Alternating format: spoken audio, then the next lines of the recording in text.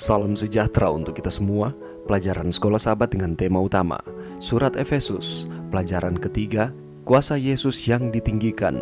Rabu 12 Juli, Kristus di atas segala kuasa. Paulus telah merayakan peninggian Yesus yang sekarang duduk bersama Bapa di atas tahta alam semesta. Setelah mendefinisikan posisi Kristus dalam hubungannya dengan Bapa atau mendudukkan di sebelah kanannya di sorga, Paulus beralih ke hubungan Yesus dengan pemerintah dan penguasa. Sebagai rekan sejawat dengan Bapa, Yesus jauh lebih tinggi dari mereka semua. Bandingkan penyebutan Paulus tentang kejahatan, kekuatan spiritual dalam Efesus 1 ayat 21, Efesus 2 ayat 2, dan Efesus 6 ayat 12. Menurut Anda, mengapa Paulus begitu tertarik pada kekuasaan-kekuasaan ini? Kisah Para Rasul 19 ayat 11-20 dengan kisahnya tentang 7 putra Skewa menggambarkan bahwa Efesus pada zaman Paulus adalah pusat seni gaib. Sifat utama dari praktek sihir di seluruh dunia Helenistik adalah pengetahuan akan dunia roh yang memberikan pengaruh pada hampir setiap aspek kehidupan.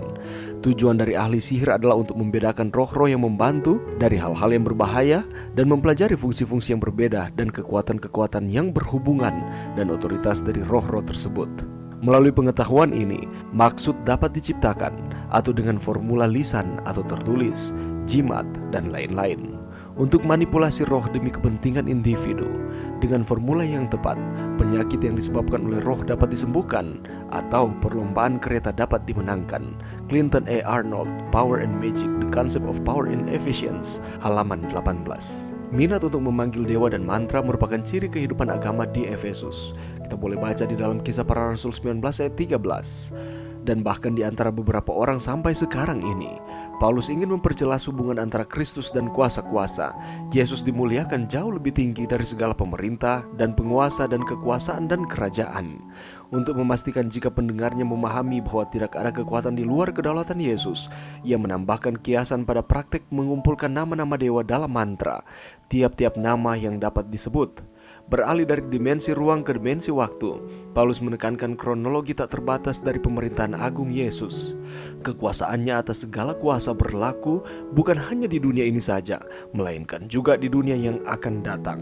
Apakah saja perwujudan masa kini dari kuasa jahat yang sama ini, dan bagaimana kita dapat memastikan bahwa kita tidak terjebak dalam salah satu darinya? Pelajaran yang bisa kita dapatkan pada saat ini, dunia kita terus-menerus mencari kekuasaan. Jika kita memikirkan kekuasaan sebagai energi ataupun kekuatan bagi kita melihat bahwa sumber energi menyebabkan ketegangan terus-menerus dan bahkan perang di dunia kita ini. Tetapi dunia mencari lebih dari sekedar sumber energi. Dunia secara khusus mencari sumber kuasa spiritual. Kekuasaan yang akan memberikan kesuksesan seumur hidup, dominasi atau kedamaian, kendali dan kepuasan. Saat kita mendekati akhir dari sejarah manusia yang berdosa, banyak orang mencari kekuasaan dari sumber-sumber iblis, secara sadar atau tidak sadar. Sumber-sumber iblis ini adalah kuasa yang memperhamba dan merusak. Jutaan orang pada kenyataannya menyadari bahwa kuasa iblis ini memperhamba, tetapi mereka tidak dapat membebaskan diri dari kuasa ini. Banyak yang bahkan tidak mengetahui adanya kuasa alternatif. Mereka hanya takut pada kuasa iblis ini.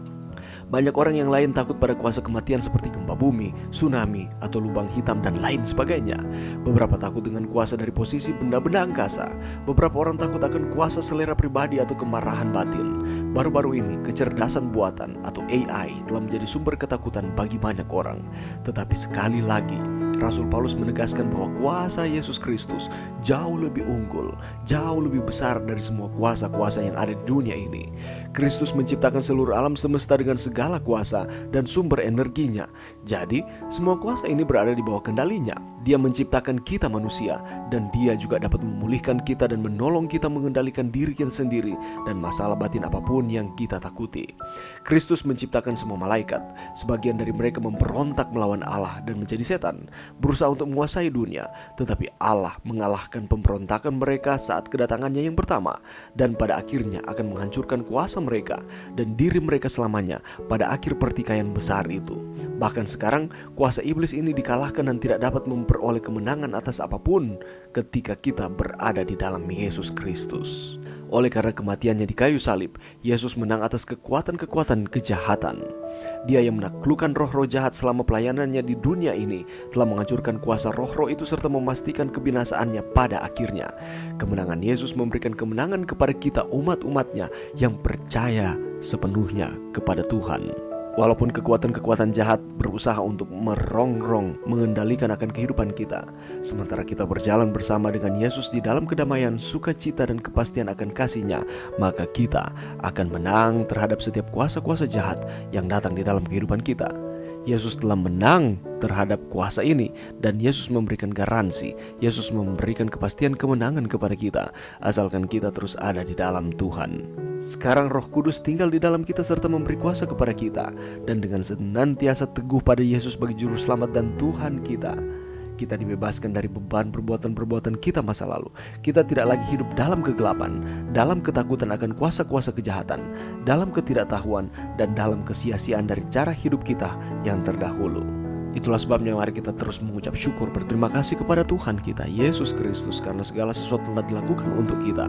Kita telah dibebaskan dari kematian kekal, kita telah dibebaskan dari hutang dosa, dan kita adalah anak-anaknya. Yesus berkuasa di atas segala kuasa-kuasa yang lain yang ada di dunia ini. Dan kita berterima kasih karena kita memiliki Yesus sebagai penolong kita, Juru Selamat kita di dalam setiap kehidupan saudara dan saya. Mari berdoa. Terima kasih Tuhan atas firman-Mu pada saat ini. Bantu kami Tuhan untuk kami terus menaruh kepercayaan kami kepada Yesus Kristus. Yesus Kristus memiliki kuasa yang besar di atas segala-galanya dan akan terus membantu kami di dalam kehidupan kami. Itulah sebabnya bantu kami untuk kami terus setia kepada Tuhan. Ini doa kami Tuhan di dalam nama Yesus. Amin.